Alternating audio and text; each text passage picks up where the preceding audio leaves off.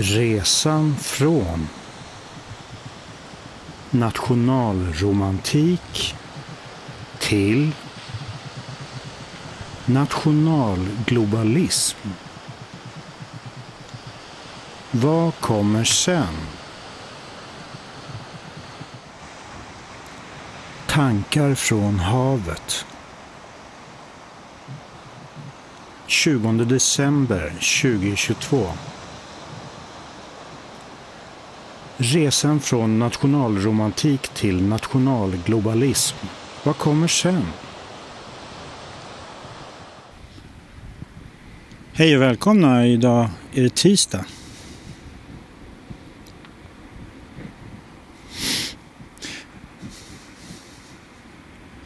Jag såg ett gammalt klipp i förrgår.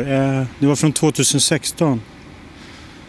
Och Nobelkonserten, Patti Smith. Hon ska sjunga Bob Dylans A Hard Rain Are Gonna Fall. Var har du varit min blåögde son? Vad har du gjort min älskling så ung? Det är jättemånga verser på den låten. Och hon kommer av sig.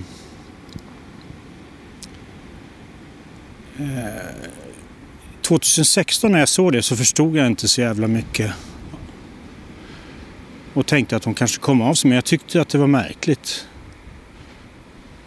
Det inträffar ju nästan till aldrig att en så erfaren artist glömmer bort texten. Speciellt inte när hon har den framför sig. Ja, men nu i alla fall i förrgår när jag såg honom så tänkte jag att det här kanske var planerat. Hon missar texten precis i det avsnittet de ska sjunga att de såg ett nyfött barn med vargar omkring sig.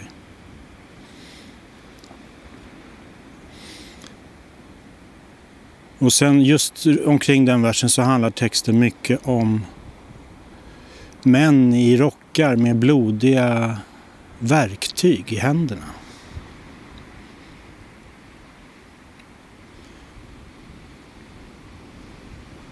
Det är en fantastisk sång för att peka på missförhållanden i samhället.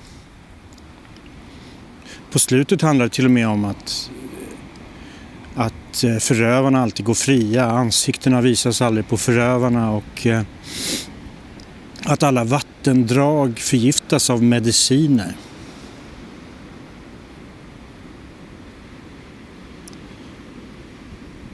Det kanske var en protest på något sätt då redan 2016. Samma typ av protest som Rufus Wainwright stod för nu i Stadshuset 2022.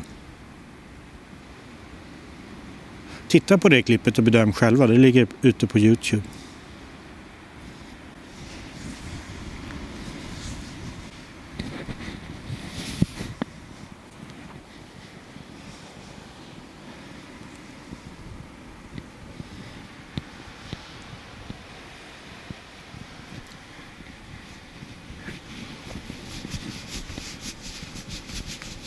Varför är det så känsligt när någon som inte är system... Nu kommer det jättevackra gräsändrar.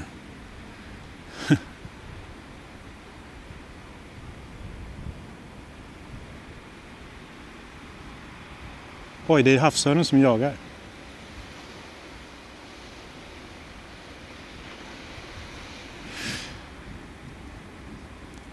Varför är det så känsligt 2022 när några privatpersoner, YouTubers som vill leta och gräva efter sanning kommenterar rasbiologins ursprung? Jag tänker på de här Frans och Ståhl som gjorde ett avsnitt. Jag tror det blev borttaget från YouTube och undrar om det till och med inte blev borttaget från Rumble. Där de går igenom fakta. Eller vad de anser är fakta.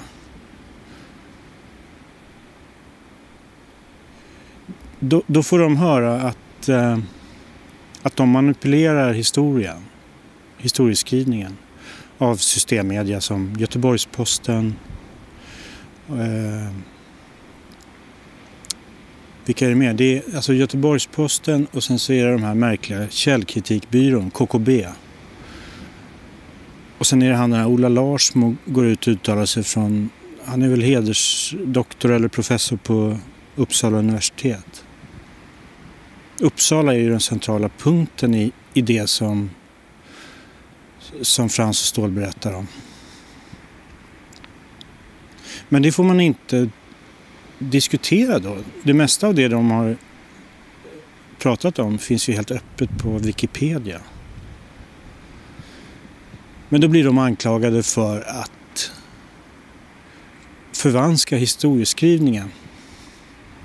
Vad skulle syftet vara då med att förvanska historieskrivningen? Ja, det kan ju inte vara att de själva är för rasbiologi eller nationalromantik eller en nazistisk lära. Det måste ju vara för att de har identifierat någonting i historieskrivningen som inte riktigt stämmer.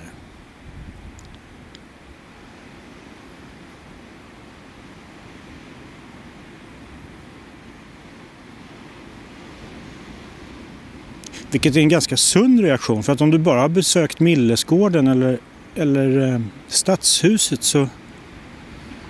så väcker det ju massa frågor. Vad var det för samhällsklimat och storhetstid Sverige hade här på 10-20-talet?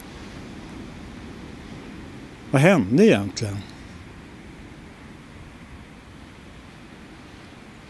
Vad sysslade Carl von Linné med tidigare? Och vad var det som gjorde att hans inflytande är så stort än idag?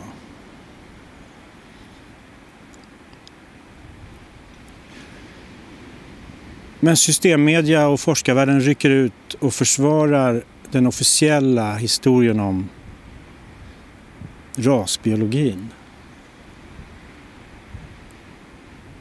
Ola Larsmo, han går så långt så han menar att rasbiologin utvecklades i Amerika, i Nordamerika efter inbördeskriget runt 1860. Och sen så kom till Sverige via Tyskland.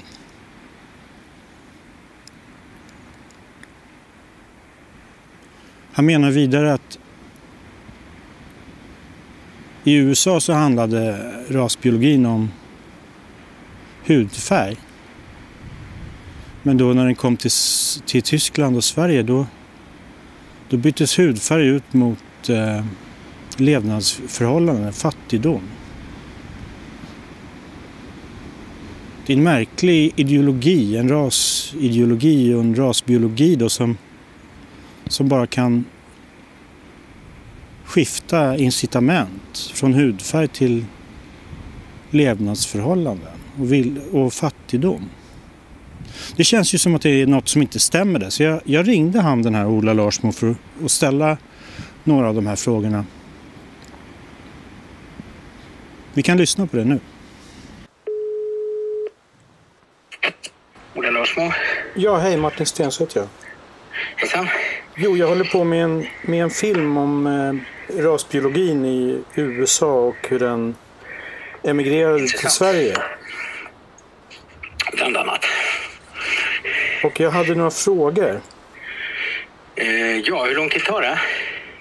Ja, det är 3 frågor här korta bara som jag skriver ner. Men... För det är viktiga saker som man bör liksom lägga ner lite tid på det. Men vi kan prata kort nu, och vill du fördjupa så kan vi återkomma. Men jag ska vi till Stockholm om en stund. Ja. Men jag blir väldigt nyfiken på vad du håller på med. Ja, nej men första frågan är vad jag kan hitta mer information om hur rasbiologins uppkomst i USA efter på 1860-talet? Ja, det finns ganska mycket tjocka böcker och ge sig i kast där om man vill. Ja. Det finns en bra bok av Henry Louis Gates som faktiskt ligger på mitt skrivbord just nu, så jag kan gå upp och ge dig exakt titel. Ja, gärna. Den är bra, den är en översiktlig sak. Och den heter Stony the Road. Stone in i vägen? Stony, alltså stenig. Ja. Vägen är stenig. Stony the Road. Jag tror det är ett sångcitat det där. Ja, men citatet är väl Bump in the Road, va? Ja, men så boken heter i varje fall Stony the Road. Ja. Där har han ett kapitel som handlar just om det här med övergången från slaveriet egentligen till rasbiologin och hur det tar form. Mm. Vad heter det kapitlet då? Eller? Ja, jag tror det heter The Old Negro. Okej. Sen är det en annan tjock bok som lite standardverket i det här sammanhanget. Det är Edwin Blacks War Against the Weak. Mm. Den kanske du känner till, det är liksom standardverket om amerikansk rasbiologi och steriliseringspolitik egentligen. Ja. Jag skriver här. Stor och fet bok, bamsing till bok, men mycket intressant och otäck. Och om man är intresserad av hur den här rörelsen transformerades från att i USA handlar om hudfärg till att i Sverige handlar om fattigdom. Ja, alltså det där, så är det i USA också, va? Hela idén där om att det finns en inre och en yttre fiende som Herman Lundborg sa. Den är ju liksom central ända från början. Den finns hos en amerikansk rasbiolog som Charles Davenport. Den finns hos en brittisk rasbiolog som Francis Galton. Och hans hemska kurva kan du se på omslaget till min bok om rasbiologi om du vill. Men hur gick det till när det transformerades? Ja, det var nog så från början. Det hade att göra med genomslaget för Mendels genetik och lite grann Darwin. En central person i det här sammanhanget tror jag den brittiska filosofen Herbert Spencer, som uppfinner ju begreppet socialdarwinism. Och han menar ju att de fattiga är en black om foten, alltså de ska bort. Och likaså underlägsna människor i andra världsdelar ska också bort. Ja, men jag tänkte mer, hur kom man på att byta fokus från att det skulle handla om hudfärg till fattigdom? Det gjorde man inte. Det är bägge sakerna hela tiden. Okej. Ja, då har jag missuppfattat vad du har sagt, eller så är du felciterad i Göteborgs-Posten där. Men... Det kan jag mycket väl vara. Men saken är ju den att just Herman Lundborg som är central i Sverige, han skriver just den här boken Degenerationsfaran, så talar han om den yttre och den inre fienden. Och den inre fienden är undermåliga inom det egna samhället, den egna rasen. Sen finns den yttre fienden och de av annan ras. Och det är därför han är så intresserad av samer. För han tror att rasblandning är någonting jätteskadligt som skapar sjukdomar och missbildningar och allt möjligt. Mm. Men så du menar att 1920-talets Sverige mer inspirerades av den amerikanska rörelsen och importerade de idéerna än att det var en rörelse som emigrerade från Nordamerika till Europa? Ja, så det gick nog över Tyskland. Resan går över Tyskland. De här idéerna är också väldigt starka i England. Där i varje fall sekelskiftet, de får ju sitt första rasbiologiska institutet, det är det som grundas i London 1905. Mm. Så det är det som är det läskiga med det här. Det här är en internationellt stark och vetenskapligt, liksom på den tiden så ögon trovärdig vetenskaplig rörelse. Men grenen, det som letar sig in i Sverige går förmodligen från USA via Charles Davenport över en forskare som Alfred Plötz som ska ha studerat för Davenport i USA på 1890-talet. Okay. Och så åker han hem och startar sitt rashygieniska sällskap och ger ut de första tyska böckerna om rashygien. 1895 tror jag den första kommer. Och han är sen på svenska forskare och nordiska forskare överhuvudtaget tycker att ni ska bilda såna här rashygieniska sällskap också i Norden. Och då blir det ett sånt 1909. Men var det för att det inte fanns så många svarta i Europa då som man gick till fattigdom? Eller? Nej, men jag tror att man måste hålla bägge perspektiven kvar. Av det enkla skälet att man tror att det här är vetenskap och att det handlar om gener. Alltså att någon sorts fattigdom och underlägsenhet sitter i generna och arvsanlagen. Och det där är väldigt ytlig och halvt förstådd genetik. Men det är väl det som är rasbiologi? Ja, men sen så blir ju... Alltså sen kommer nästa generation av genetiker på 30-talet, 20-30-talet, som tycker att det här är skit liksom. De tycker det här är för grunt och konstigt och många av dem blir ju också antirasister. Och jag tycker att rasbiologerna är klättrat ut på fel gren och så. Blir svenska forskare på 20- och 30-talet antirasister? Ja, en del blir det. Som Gunnar Dahlberg som jag tar över efter... Lundborg på Rasbiologiska institutet, han är uttalad antirasist och antinazist. Han skrev en bok som det där. Men det du sa nu lite tidigare, det medför ju då att nationalromantiken, att du menar att nationalromantiken egentligen kommer från USA? Nej, nationalismen och nationalromantiken, det är ju något lite äldre. Tänker du på konst och sånt här då, eller? Jag tänker på, jag vet inte om det hade en renässans, men den hänger ju väldigt mycket ihop med 10-tal och sekelskift i Sverige. Ja, alltså man kan säkert se en sån koppling om man vill i nationalromantiken, att en del av dem är influerade av rasbiologiska idéer och sådär. Det kan man nog göra. Men okej, jag är ju ingen forskare, så det är ingen vedertagen... För det trodde jag var en vedertagen uppfattning att det handlade om en germansk urras. För jag tycker hela nationalromantiken utstrålar det. Ja, det finns ett sånt snack i de där kretsarna, men ska jag vara helt ärlig så har jag ju tittat lite på det akademiska och det politiska mer än det konstnärliga. Så det kan säkert någon konstvetare hjälpa dig att reda ut i så fall. Men där kan jag ha tankar och åsikter, men jag kan inte ge dig några fakta direkt. Ja, okej. För jag trodde att liksom Stadshuset och Milles och allt det här var liksom en del av det här tänket med den här det kan det ju Det kan det vara. Alltså Milles är ju influerad. Han sympatiserar ju med delar av det här. Det har man ju sett i hans korrespondens och sådär. Så det kan det vara. Men som sagt, jag törs inte vara auktoritet på det området. Nej. Men jag kollar upp dina källor där. Henry Louis Gates, Stone in the Road och The Old Negro. Nej, det var kapitlet. Kapitlet heter så, ja. Och sen så, det finns jättemycket skrivet om det här. Men jag skulle, om du är verkligen intresserad av det amerikanska spåret, så är det nog Edwin Blacks bok, tror jag, som är den tunga grejen här. Den finns i pocket och sådär. Men man blir ganska ledsen av att läsa det. Okej, men vad spännande. Jag kanske ringer igen. Ja, gör det. Det blir bra det. Vi hörs. Tack så mycket. Hej. Ja, hej. Ja, han menar då här att Gunnar Dahlberg var antirasist. Då tänker jag så här, vad gör en antirasist på Rasbiologiska institutet? Varför jobbar han kvar där? Är det för att han vill påverka inifrån? Ja, jag menar att något inte riktigt stämmer här.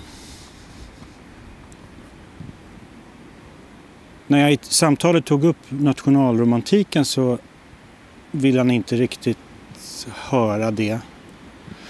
Kan det göra med att nationalromantiken anses ha startat i början av 1800-talet? Och att han säger att de rasbiologiska tankarna men att de kom till Tyskland, eller till Sverige via Tyskland på 1860-talet. då stämmer ju inte den historieskrivningen, utan de kanske då härstammade från Sverige egentligen. Eller från Tyskland, eller Europa. Ofta så är det så att mycket kommer från Europa. Det finns ju forskare som hävdar till exempel att postmodernismen utvecklades på universitet i USA på 50- och 60-talet. Men postmodernismen kom ju från Frankrike innan det. Så att det får mig att känna att det är alltså systemmedia och de etablerade forskarna som förvanskar historieskrivningen. De vill inte kännas vid att Sverige skulle ha en central roll i det här rasbiologiska. Uppkomsten till det rasbiologiska.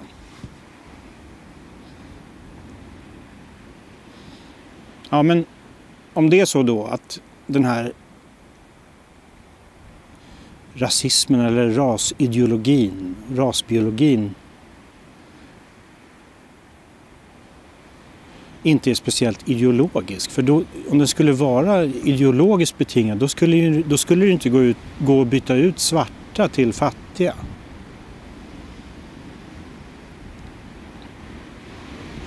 Tänk om det är något helt annat som har drivit rasbiologin att nå sin kulmen i Uppsala och Stockholm och Sverige på 20-talet. Med de här fantastiska byggnadsverken.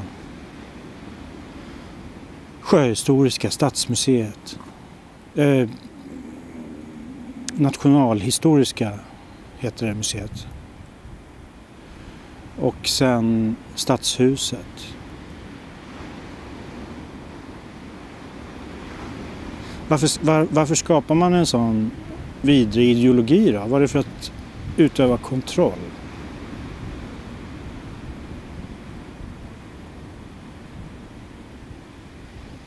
Vilka utövade kontroll? Det gjorde väl de som kontrollerade samhället redan.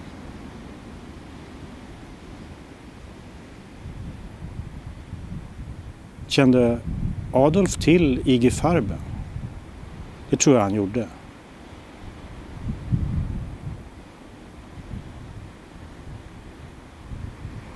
De som hamnade i de här lägren i Tyskland, var det fattiga människor då eller rika människor?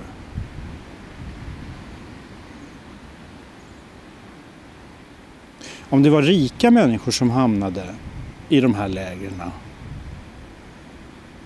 då faller ju hela den här rasbiologiska tanken som Ola Larsmo förklarade för mig. Att man hade konverterat från svarta till fattiga. Om nazisterna fängslade rika människor så finns det ju ingenting kvar av rasbiologin och nazismen.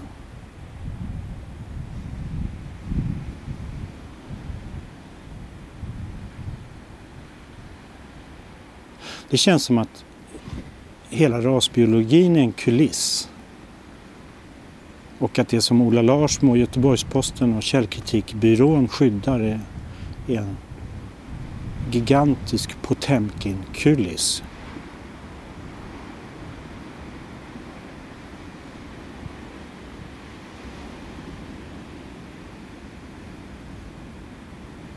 Jag hoppas att de här som har påtalat det här, Karl Norberg till exempel, och de Frans och Ståhl som jag nämnde, att de kommer få någon upprättelse här.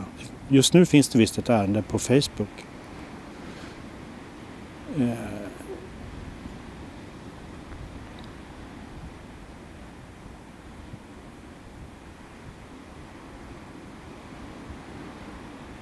Historieskrivning är ju väldigt viktigt. Det är sjukt viktigt för att den som kontrollerar historien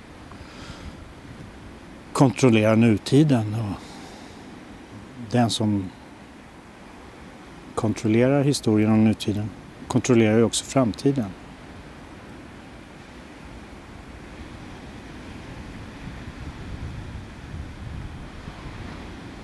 Det går inte heller att bilda sig en korrekt och rättvis uppfattning om vad som kommer ske framöver om man grundar det på lögner.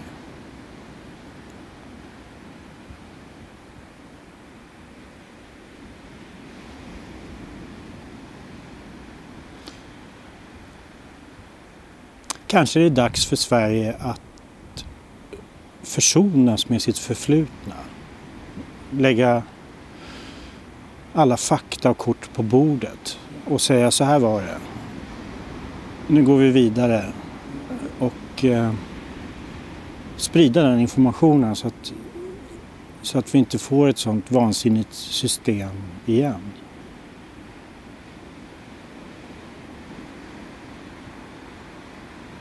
Kan man säga att nationalromantiken att den blev kidnappad av ekonomiska intressen? Och att de använder nationalromantiken som en förevändning för att implementera de här vansinniga teorierna och ideologierna. Det handlar ju om samer också, urbefolkningar och judar och romer. Alla svaga egentligen handlar det om. Att man ska kontrollera alla som går att kontrollera.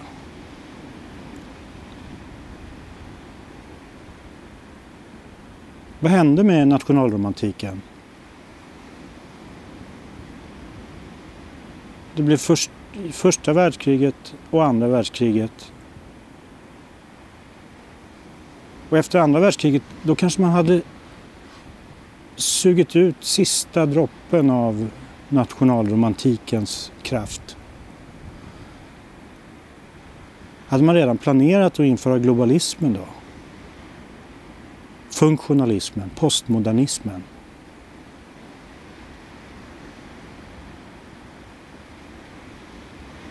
Det fanns i alla fall ingenting kvar av nationalromantiken. Nationalglobalism, kan man säga det?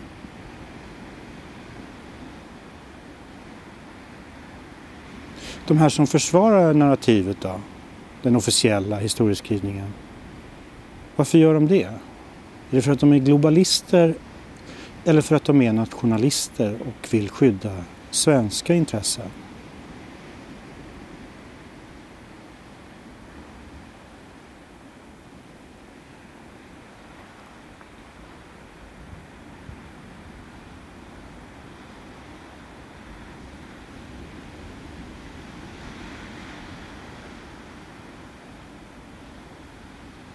Kan vi se att globalismen går samma öde som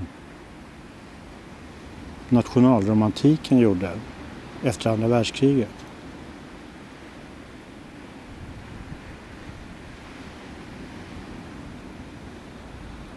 Kan det vara så att globaliseringen, om vi ser den som en tidsepok, är på väg att gå samma öde till mötes som nationalromantiken? Vilka byggnader i Stockholm symboliserar globalismen eller globaliseringen eller nationalglobalismen? Har vi några sådana byggnader i Stockholm? Har vi några sådana byggnader i Stockholm?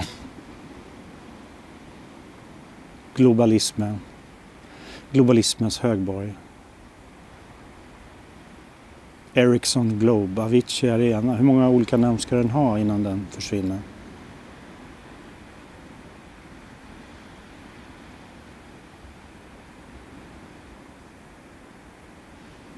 Vad hade Socialdemokraterna sin valvaka någonstans?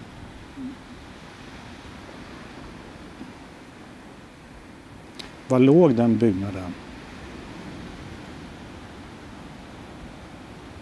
Symboliserar den globalism eller nationalromantik?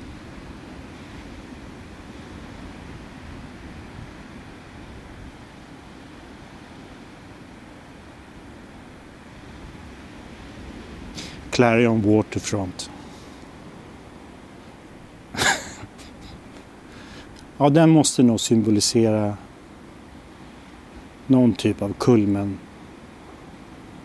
inom en tidsepok. Även Globen då.